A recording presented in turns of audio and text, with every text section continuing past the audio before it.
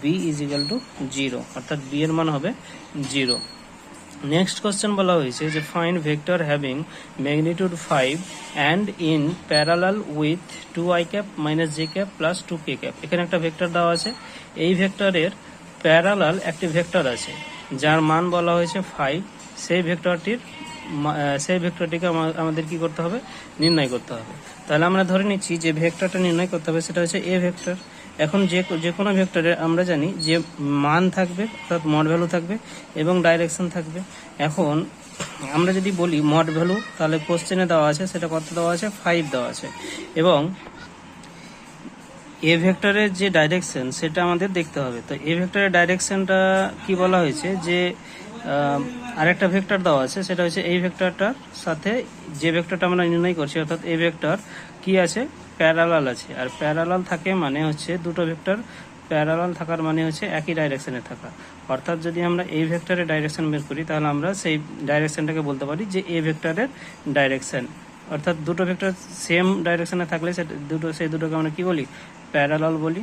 যেহেতু এই ভেক্টরটি যে ভেক্টরটা আমরা নির্ণয় করছি তার সাথে প্যারালাল আছে, তাই আমরা বলতে পারি এই ভেক্টরের ডাইরেকশন কার ডাইরেকশনের সমান হবে, আমরা যে ভেক্টরটা নির্ণয় করছি সেই ভেক্টরের ডাইরেকশনের সেম হবে। তার অর্থাৎ আমরা এটা বলতে পারি যে এ ক্যাপ সমান কি হবে, ডাইরেকশন যে কোনো ভেক্টরে যদি বার করি তাহলে এটা কি হবে, ওপরে ভেক্টর লিখতে হবে। অর্থাৎ কি ভেক্টর দেওয়া আছে, 2i cap minus J cap plus 2k cap দেওয়া আছে।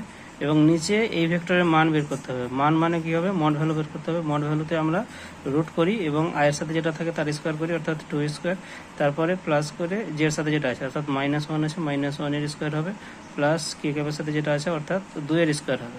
তাহলে এখান থেকে যদি আমরা সলভ করি তাহলে কি পেয়ে যাবো, তাহলে আমরা পাবো 2i cap minus J cap plus 2k cap. এবং এখানে যদি আমরা দেখি নিচে তাহলে 4 আর 4 8 আর 1 9, 9 মানে 3 হয়ে যাবে। অর্থাৎ এটা আমাদের এ ক্যাপ হয়ে গেল। তাহলে আমাদের যে ভেক্টরটা বার করতে বলা হয়েছে সেটা কি হবে, A vector is equal to, A ভেক্টরের মান কত পেয়েছি আমরা, 5 দেওয়া আছে।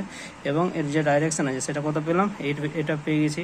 তাহলে এখানে আমরা বসিয়ে দেবো 5 into 2i cap minus J cap plus 2k cap by কত হবে, 3 হবে। এটাই হয়ে যাবে ভেক্টর। নেক্সট কোশ্চেন বলা হয়েছে যে find resultant vector of the following vectors. অর্থাৎ তিনটি ভেক্টর দেওয়া আছে, একটা এ ভেক্টর, একটা বি ভেক্টর এবং সি ভেক্টর, এবং গ্রাফিক্যালি এগুলো দেওয়া আছে। এবং এগুলোর বলা হয়েছে যে লব্ধি ভেক্টর, অর্থাৎ রেজাল্ট্যান্ট যে ভেক্টর হবে সেটা কি হবে। যে নিয়ম আছে সেটা হচ্ছে আমাদের কি করতে হবে, ভেক্টরগুলোকে হেড টু টেল কানেক্ট করতে হবে। অর্থাৎ প্রথম ভেক্টর আমরা যদি এ নিই তাহলে এ ভেক্টর আমরা নিলাম